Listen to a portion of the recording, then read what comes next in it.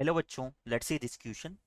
The locus of the point the sum of the squares of whose distances from n fixed point ai xi comma yi where I is equal to 1 2 3 and so on and is equal to k square is a circle which is option A passing through the origin, option B with center at the origin, option C with center at the position of mean position of the given points and option D none of this.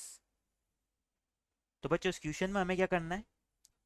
हमें एक point का locus find out करना है. इस point के लिए हमारी N fixed point से जो डिस्टेंस है उनके स्क्वायर का सम के स्क्वायर के इक्वल है और ये लोकस हमारा एक सर्कल के इक्वल आ रहा है. तो इस सर्कल के लिए हमें इस क्वेश्चन में इस सर्कल के लिए इसके सेंटर की कंडीशंस को फाइंड आउट करना है अपने गिवन ऑप्शंस के अकॉर्डिंग. क्वेश्चन पे प्रोसीड करने से पहले हम इससे रिलेटेड हमारा की कंसेप्ट देख लेते हैं. तो बच्चों की कंसेप्ट में हम देखेंगे कि एक जनरल क्वाड्रेटिक इक्वेशन जो कि सर्कल को रिप्रेजेंट करती है उसकी हेल्प से हम किसी सर्कल के लिए सेंटर और रेडियस को किस तरह से फाइंड आउट कर सकते हैं. तो यहाँ से हम लिख सकते हैं general quadratic equation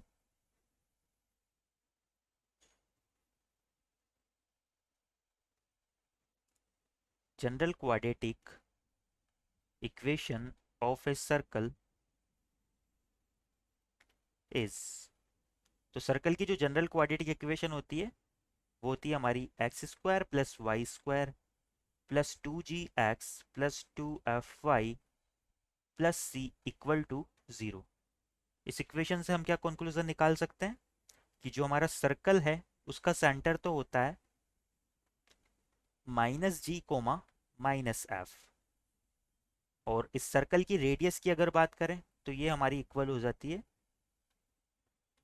under root of g square plus f square minus c के.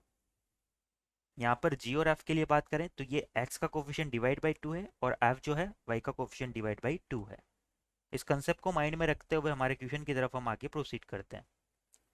तो बच्चों क्वेश्चन में हमें जिस पॉइंट का लोकस फाइंड आउट करना है उस पॉइंट को हम पॉइंट P की फॉर्म में मान लेते हैं और इस पॉइंट P के कोऑर्डिनेट को हम मान लेते हैं let point is point P. इसके कोऑर्डिनेट हम मान लेते हैं h कोमा m.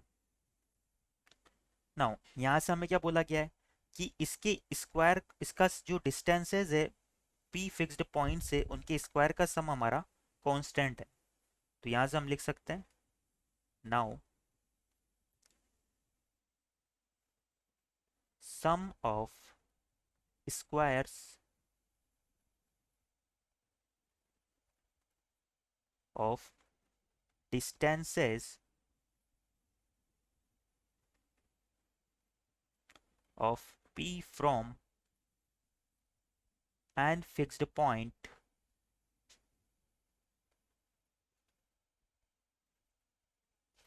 और ये n फिक्स्ड पॉइंट हमें किस तरह से दिए हुए हैं ए आई एक्स आई कोमा वाई आई की फॉर्म में. यहाँ पर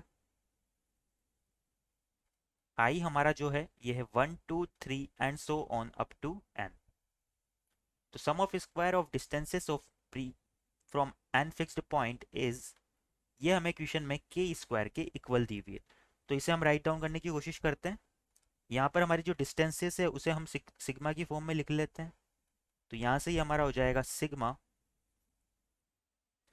आई इक्वल टू 1 टू n और डिस्टेंसेस किस तरह से हो जाएगी under root of h minus x i का whole square plus under root of m minus y i का whole square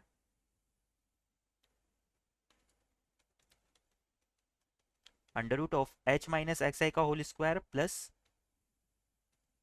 m minus y i का होल स्क्वायर. ये इक्वल दी हुई हमें के स्क्वायर के इक्वल. तो इसे सिंप्लीफाई करते हैं. यहाँ पर क्या करेंगे इन दोनों स्क्वायर को हम ओपन करते हैं. बच्चों ये जो डिस्टेंसेज है इनका स्क्वायर का सम दिया हुआ है यानी कि इसका भी हमें क्या करना है स्क्वायर करना है. जब इसका स्क्वायर करेंगे तो ये अंडर रूट स्क्वायर से कैंसिल हो जाएगा। और यहाँ पर हम क्या करते हैं, इन दोनों स्क्वायर्स को ओपन करते हुए आगे सोल्व करते हैं। तो यहाँ से ही हमारा इक्वल होगा sigma I equal to 1 to N H square minus 2h(xi) plus xi का स्क्वायर प्लस यहाँ से ये हो जाएगा M square minus 2m(yi) plus yi का स्क्वायर इक्वल टू होगा के स्क्वायर के।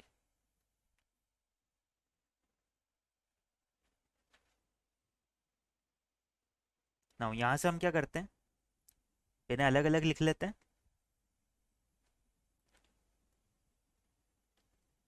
तो यहाँ से अगर हम बात करें तो सिग्मा है जो हमारा, ये आई के रेस्पेक्ट में लगा हुआ है। तो जिस जिस टर्म में हमारा आई आ रहा है, जैसे एक्स आई का स्क्वायर, वाई आई और वाई आई का स्क्वायर, तो इन पे ही सिग्मा हमारा अप्लाई होगा। बाकी एच स्क्वायर और एम स्क्वायर तो हमारे कांस्टेंट है। तो यहाँ से हम क्या करेंगे, इसे हम लिख सकते हैं sigma I equal to 1 to N H square plus M square minus 2h(xi) minus 2m(yi) plus xi square plus yi square. बच्चों क्वेश्चन में हमें इस पॉइंट का लोकस फाइंड आउट करना था। तो लोकस के लिए हम क्या करेंगे, अब h को रिप्लेस कर देंगे x से, कोमा m को रिप्लेस कर देंगे k से।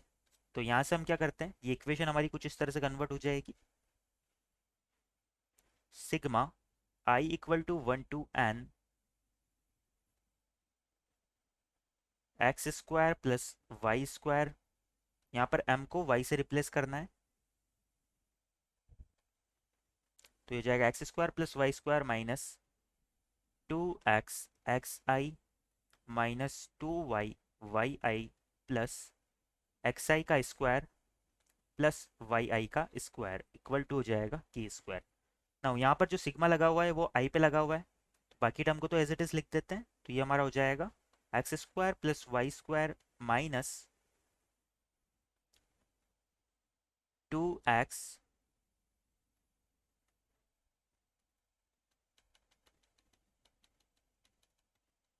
यहाँ पर भी क्या होगा, ये होगा सिग्मा, यहाँ पर सिग्मा को सब में अलग अलग कर लेंगे सारे टर्म में, तो ये बनेगा i equal to 1 to n sigma x square, but x square में तो आई का कोई टर्म नहीं है, तो ये हो जाएगा sigma I equal to 1 to N X square जो है ये हमारा इक्वल हो जाएगा एन एक्स स्क्वायर के, क्योंकि 1 का सम कितनी बार हो जाएगा, एन बार हो जाएगा। इसी तरह से अगर हम यहाँ से बात करें कि sigma I equal to 1 to N Y square, ये किसके इक्वल हो जाएगा, ये एन वाई स्क्वायर के इक्वल हो जाएगा। इन टर्म्स को हम यहाँ पर पुट कर देते हैं। तो यहाँ से हमारा जो सिग्मा वाला एक्सप्रेशन है वो हो जाएगा N times of X square plus N times of Y square minus, यहाँ पर भी सिग्मा अप्लाई होगा तो क्या होगा, -2x और xi का सम हो जाएगा, यानी कि x1 plus x2 plus x3 up to xn। Similarly यहाँ पर हो जाएगा -2y y1 plus y2 and so on yn। यहाँ पर क्या होगा, xi के स्क्वायर का सम, तो प्लस में आ जाएगा हमारा x1 square plus x2 square and so on xn का स्क्वायर। हमारे लास्ट वाले टर्म में क्या हो जाएगा, सिमिलरली y1 के भी सारे टर्म्स का स्क्वायर हो जाएगा, तो ये हो जाएगा y1 square plus y2 square and so on yn square equal to हमारा होना चाहिए के स्क्वायर के। यहाँ से अब क्या करते हैं, ये हमारी एक सर्कल की इक्वेशन है, बट उसके लिए क्या होता है, एक्स स्क्वायर और वाई स्क्वायर का कोफिशिएंट 1 के इक्वल होता है।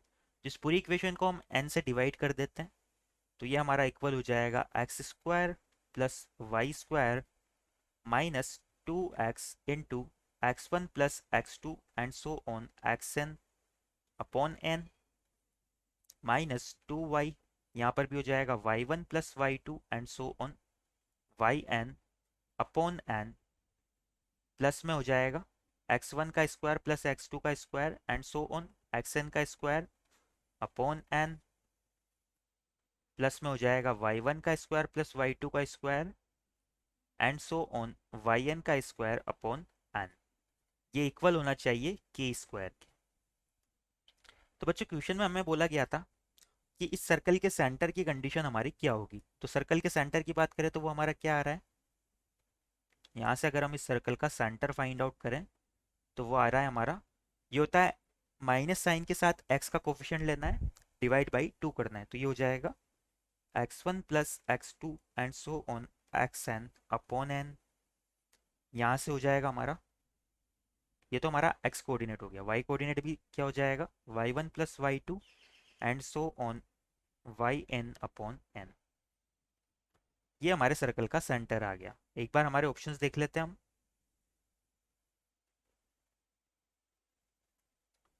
तो इस क्वेश्चन के regarding option a passing through the origin, ये तो नहीं हो पाएगा।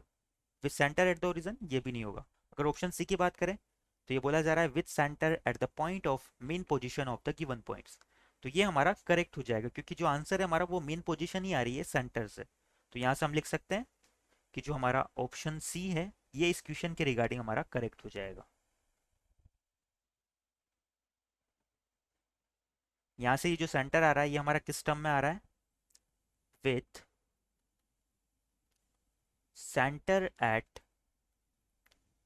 The point of mean position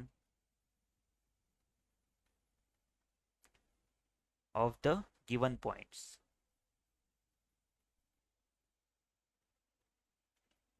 तो यहां से हम लिख सकते हैं कि जो हमारा फाइनल आंसर होगा वो क्या हो जाएगा, final answer is option C. I hope you understand it well. Best of luck.